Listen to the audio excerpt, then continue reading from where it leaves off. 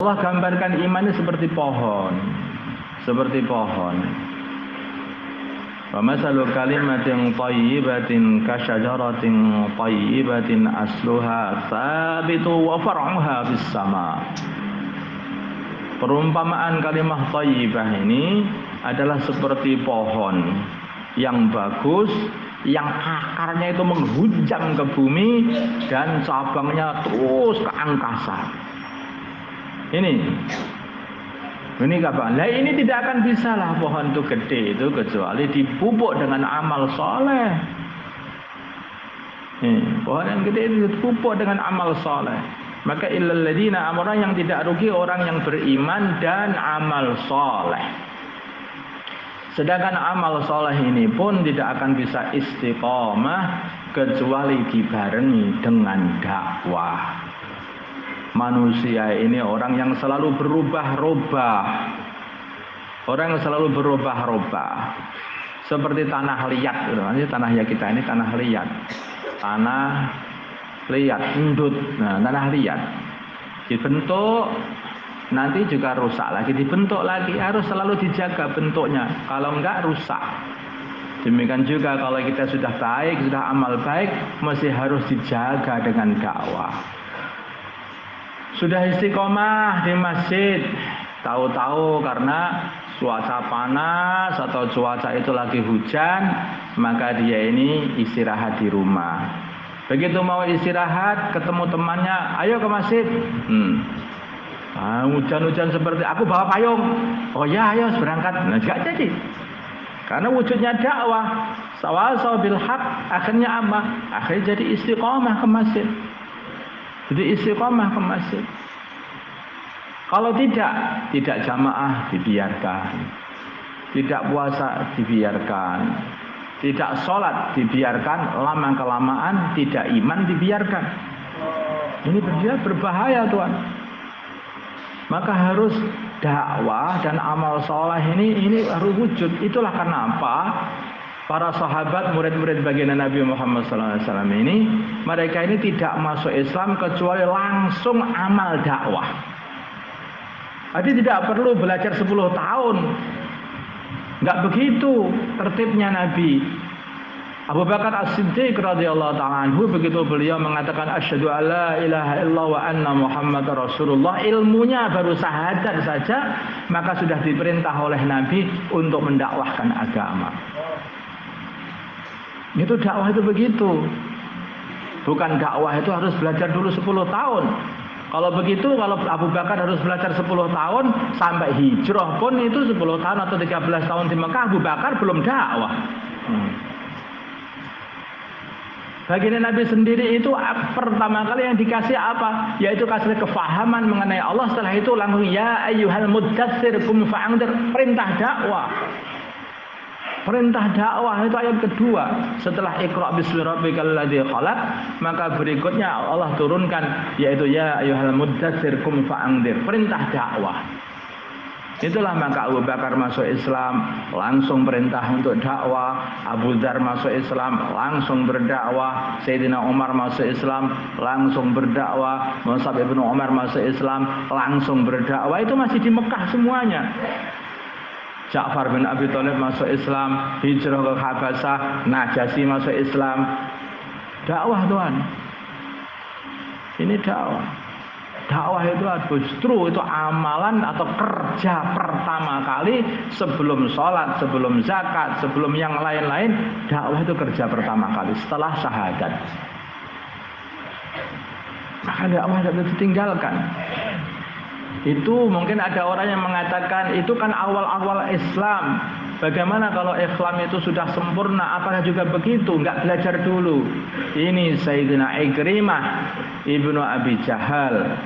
Ketika dia masuk Islam setelah Fathu Mekah, dia baru saja mengatakan asyhadu alla ilaha illallah wa anna Muhammad Rasulullah, maka beliau langsung mengatakan mulai sekarang aku akan habiskan hartaku 2 kali lipat lebih banyak untuk membela Islam, mendakwahkan Islam.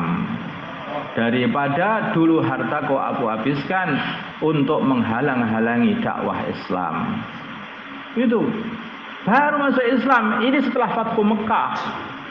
Dan setelah Fathu Mekah itu sudah hampir sempurna.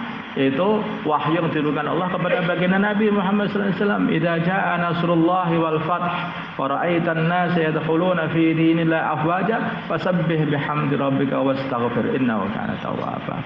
Nabi mengatakan la hijrata ba'dal yaum walakin jihadun wa niyyah. Mulai sekarang sudah tidak ada hijrah lagi dari Mekah ke Madinah, yang ada adalah dakwah, berjuang Islam dan niat.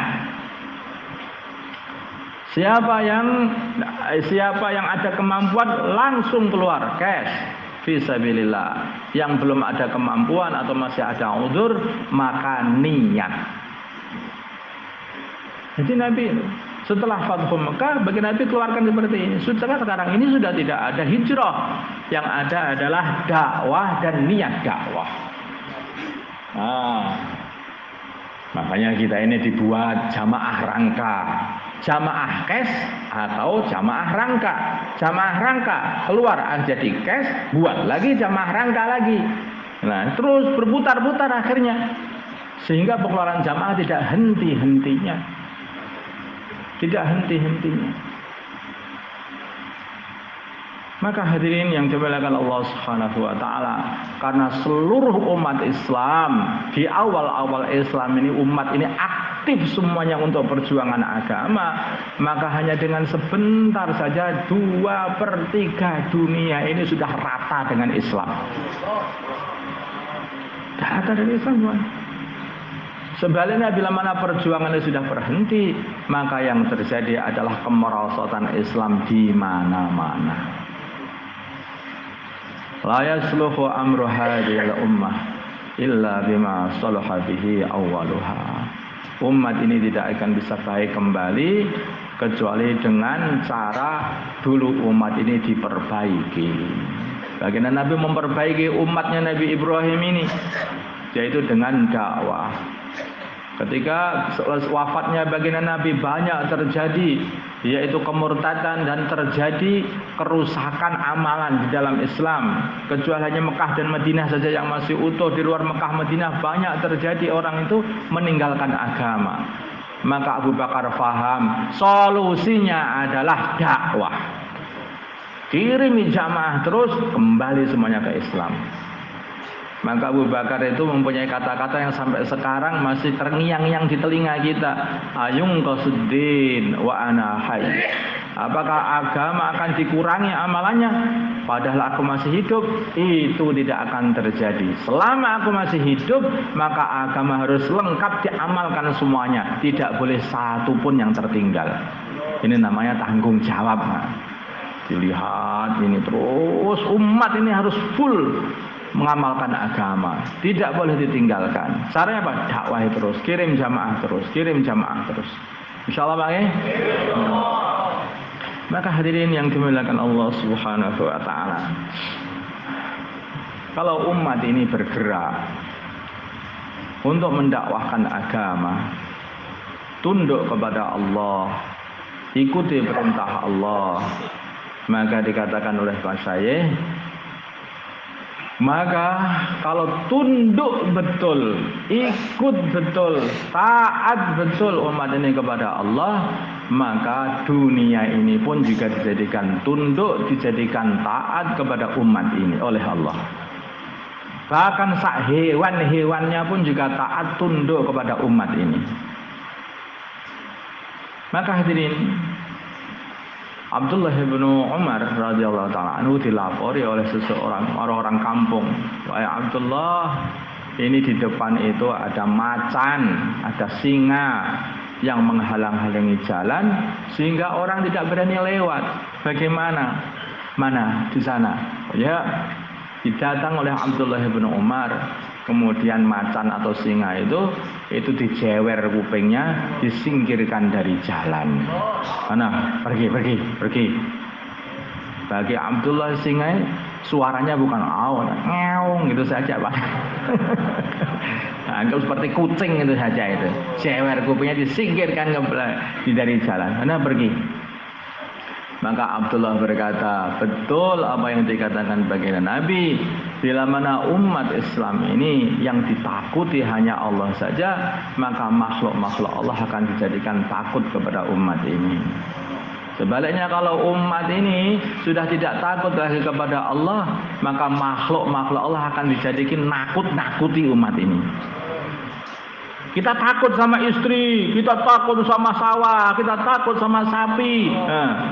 Takut nanti dimarahi istrinya, takut dimarahi sawahnya, takut dimarahi sapinya, takut dimarahi tokonya. Itu karena kita ini kurang takut sama Allah. Kalau kita takut betul kepada Allah, maka kita akan bisa menundukkan istri kita, tundukkan anak kita, tundukkan toko kita, tundukkan sawah kita.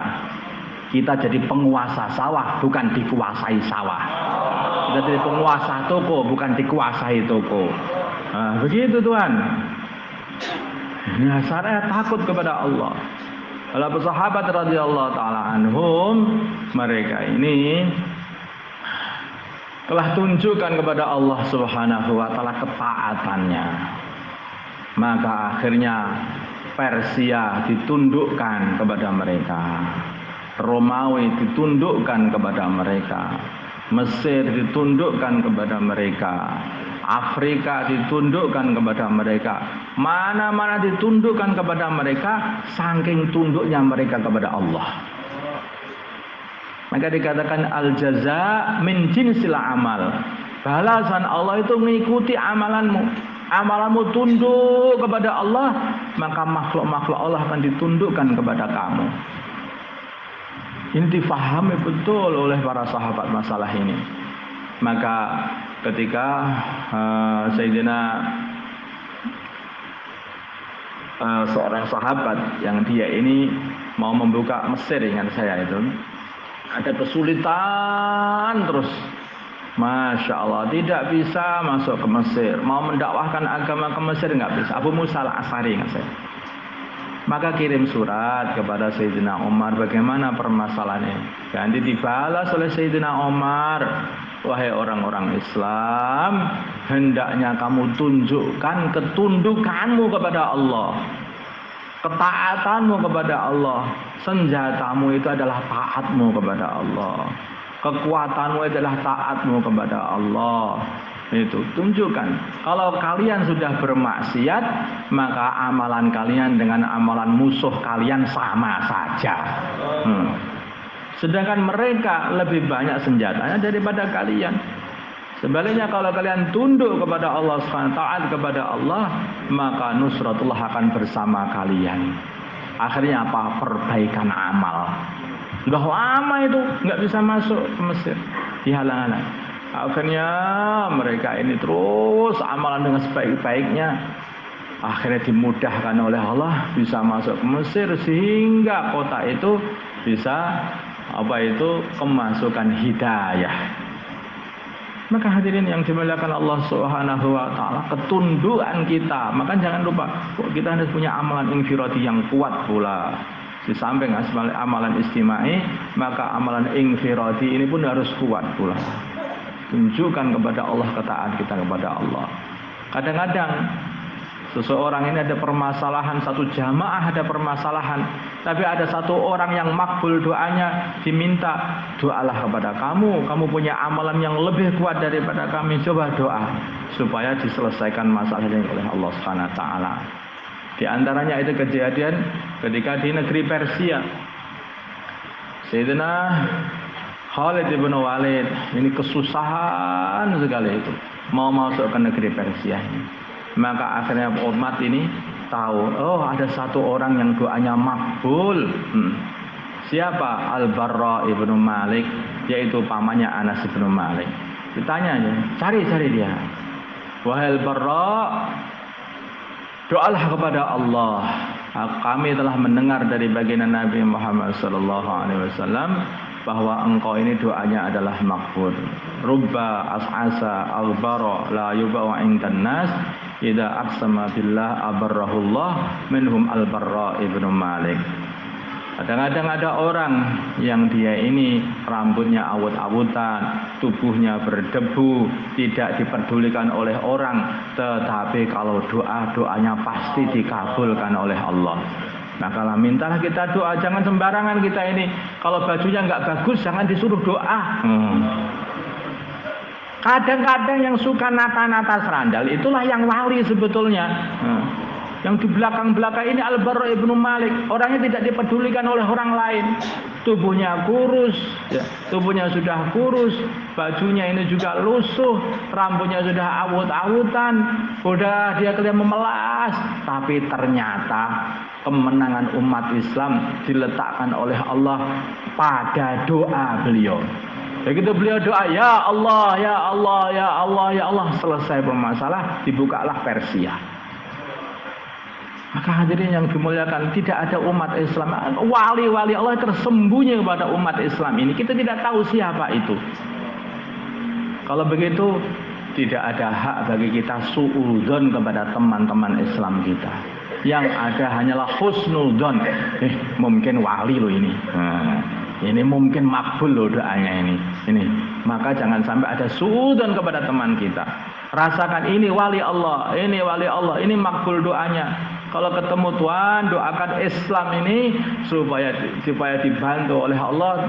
Islam ini supaya menyebar ke seluruh dunia, orang-orang dakwah semua dibantu oleh Allah. Begitu malah kita minta doa. Insyaallah Bang.